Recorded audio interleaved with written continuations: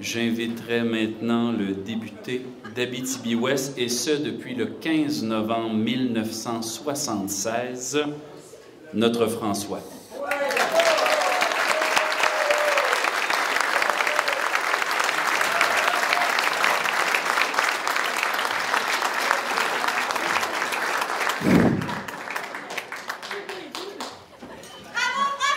Merci.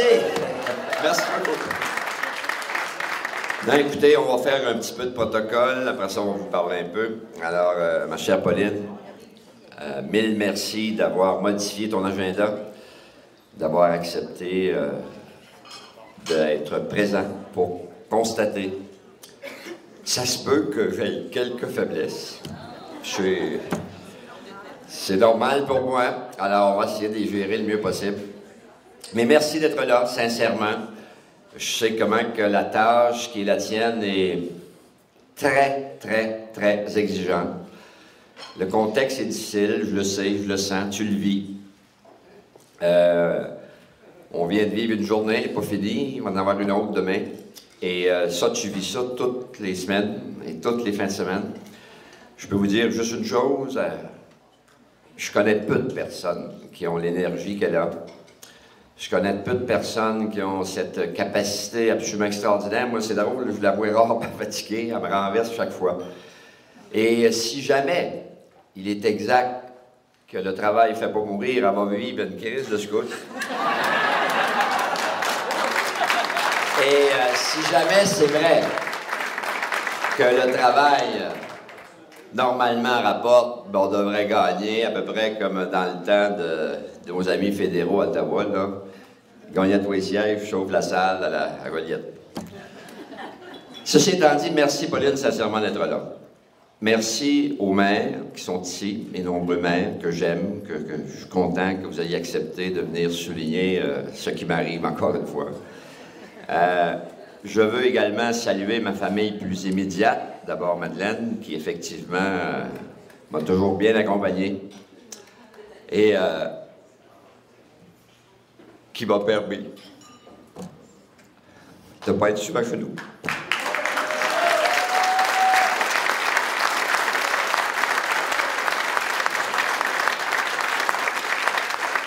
J'ai Anne-Marie, la famille plus immédiate. J'ai Anne-Marie avec Taillot, que j'aime beaucoup, qui est un neveu préféré, c'est gentil. Monseigneur, les deux frères de cause, avant de saluer Jean-Paul, je vais y revenir, les deux frères de cause, ça c'est Yvon Lévesque et Marc Lemay. Alors je suis très content. Je suis très, très, très heureux et touché que vous soyez ici parce que c'est des gens qui ont donné, c'est des gens qui ont servi, puis ont servi les intérêts du Québec sans défaillance. C'est des vrais Québécois enracinés de notre milieu, avec leur style, bien sûr, leur force, leur faiblesse, c'est le cas de tous les êtres humains, mais c'est des gens qui ont été dévoués, dédiés, et qui ont dû subir ce qui peut arriver, qui s'est passé le 2 mai dernier, tout le monde s'en rappelle, puis je vais le faire avec Marc, mais je pourrais faire la même chose avec Yvon. Des gens qui, avec moi et Marc, disaient « Ben non, Marc, tu n'as pas à t'inquiéter, c'est sûr que tu peux compter sur moi. » C'est sûr, Marc, tu peux compter sur moi. Puis des gens que je connais, parce que je connais pas mal mon monde. Bon, je m'excuse pour les peut-être 5-6 que je n'ai pas salués. J'en vois 4-5, dont mon directeur général de la ville, que je n'ai pas salué personnellement, M. Nolette. Alors, je te demande pardon. Je n'ai pas eu le temps, mais je suis fait ramasser par mon animateur préféré, que je salue. Bravo. Il voulait avoir mon attention. Mais je veux finir avec Yvon, puis Marc. Ils l'ont pris dur, ils l'ont pris personnel, mais de grâce, tournez la page, parce que c'est pas vous qu'on a rejeté. Vous le savez, vous devez le savoir davantage. On doit vous le répéter, vous le dire. C'est des choses qui peuvent arriver. Il faut respecter le peuple, parce qu'on dira ce qu'on voudra. Il se fait souvent tromper, le peuple, mais le peuple n'est pas supposé de se tromper.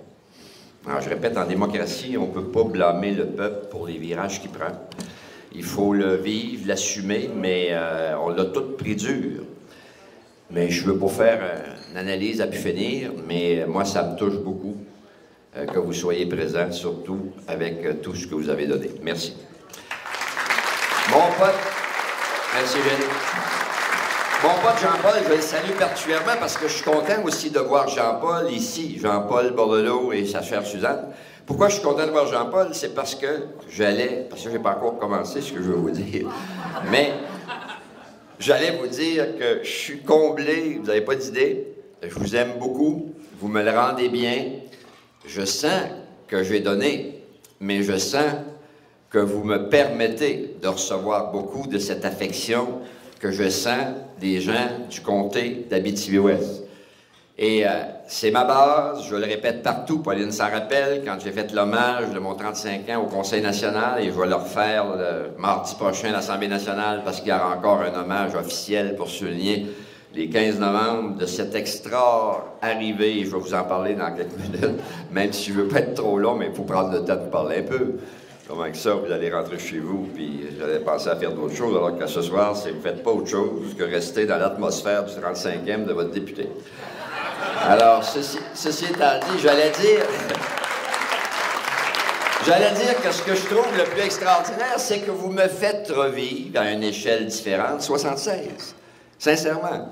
Je chante de l'amour, je chante de l'atmosphère, je chante de l'idéal, je chante de la fierté. Et en 76, ce qui m'avait frappé le plus comme jeune poulain, puis Jean-Paul, je vais revenir, je ne t'ai pas oublié, en 76, vous n'avez pas d'idée comment c'était beau ce qui est arrivé, parce que les gens étaient fiers de célébrer, parce qu'il avait la conviction qu'il venait de dire à une équipe d'hommes et de femmes absolument extraordinaire, une équipe d'hommes et de femmes dédiés, dévoués, avec de la vision, avec la volonté de changer le Québec. Parce qu'on ne va pas en politique si on n'a pas la volonté de changer les choses. Et Dieu sait si l'équipe de 76, sans aucune flagornerie, parce que est-ce qu'il y a des gens ici qui sont peut-être pas complètement avec nous autres? La réponse, c'est oui, mais vous êtes aussi bienvenus que tous les autres. Vous êtes aussi bienvenus que tous les autres. Mais en 76, on a opéré des changements majeurs dans des plans de mur, qui ont marqué le Québec. Et c'est pour ça que je rappelais à des gens qui, d'après moi, ont des problèmes avec la hiérarchisation des valeurs, de ne pas analyser davantage quand on décide de quitter le navire amiral du PQ, un parti qui a marqué le Québec par le zonage agricole, par la loi sur la science automobile, par la loi 125 sur l'aménagement du territoire, par la loi 101 sur la charte de la langue française, par la loi sur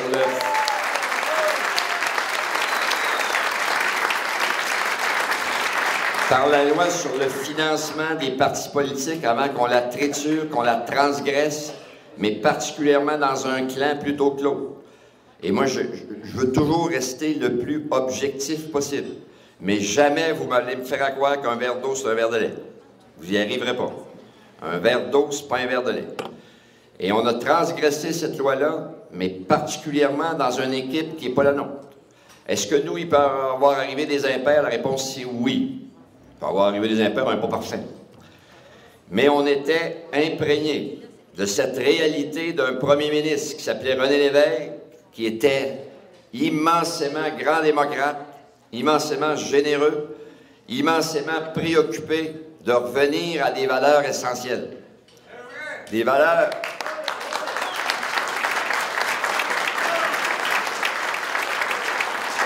qui permettent à des politiciens de se différencier, qui permettent à des politiciens de durer, parce que ça existe, ça, la droiture, l'honnêteté, la franchise. Merci. Alors, Jean-Paul, pour rire un peu, parce qu'on ne peut pas être juste triste. Moi puis Jean-Paul, 2 TQ, 76, on vient à bout de convaincre M. Lévesque de venir nous voir, parce qu'au parti, en 76, des grands X noirs qu'on a découvert plus tard, qu'est-ce que ça voulait dire? Ça voulait dire on ne met pas d'argent là, puis il n'y a rien à faire là. Pas parce que c'était contre l'Abitibi, c'était contre la capacité d'aller chercher ces comptes-là.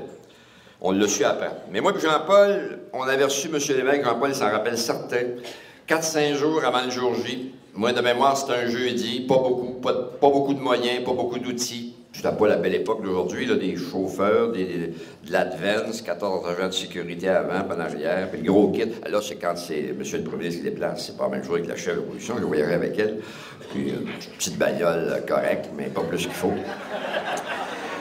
Mais là, on vient à bout là, ouais, M. l'évêque. Une réunion fantastique à Rouyn-Noranda, pas beaucoup d'outils de moyens, donc c'est Jean-Paul qui le ramène à l'aéroport dans sa Volvo. Jean-Paul s'en rappelle certain. Puis là, Gendron, qui a toujours eu un petit peu plus de culot que bien du monde, a le front de dire à M. l'évêque, peux-tu vous confier une confidence ou un petit secret? Ah, c'est quoi ton affaire? Le flot, il m'appelait le jeune. Ben, il dit, M. l'évêque, m'excuse, là, mais moi, je pense que j'ai des chances. En voulant dire de passer, d'être élu.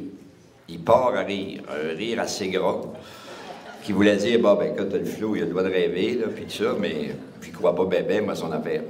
Puis Jean-Paul avait ajouté à la toute fin, moi aussi. C'était suffisant.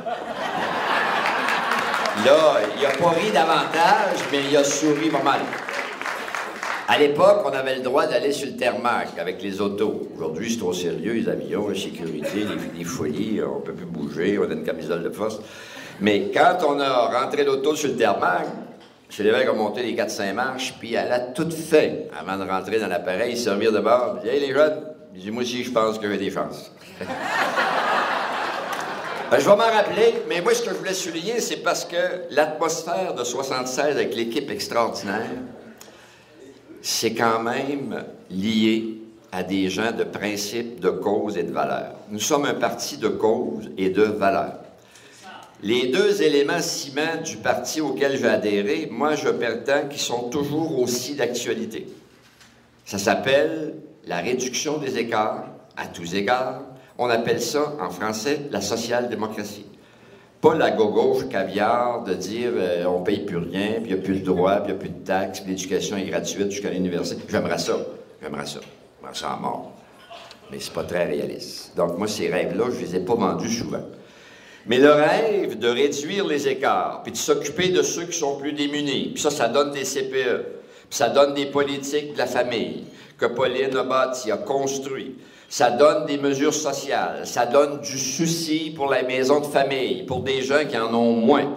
Moi, j'ai travaillé à Multimédia avec des gens qui en ont moins, et j'ai rien contre des gens qui en ont plus. J'ai rien contre des gens qui en ont plus, parce que oui, il faut générer plus de richesses.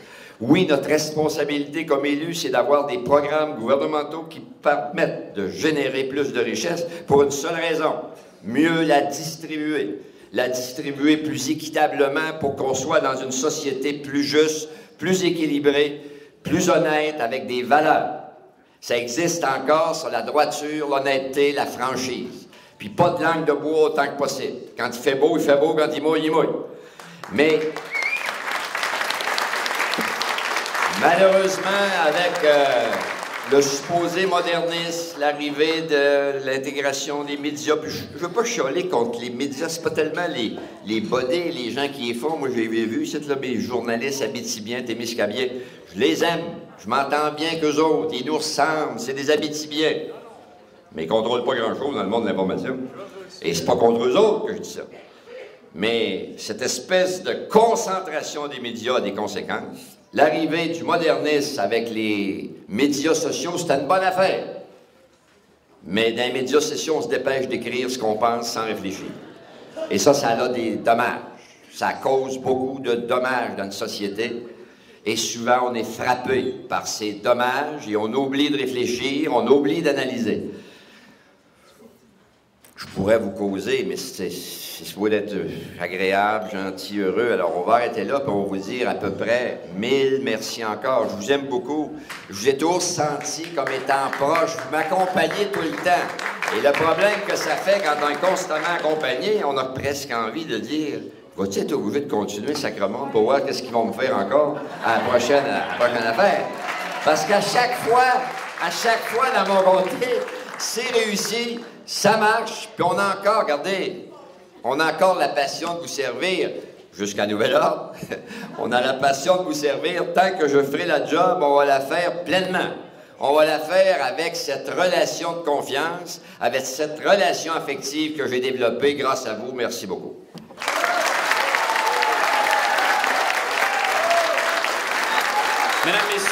votre député, François Gendron.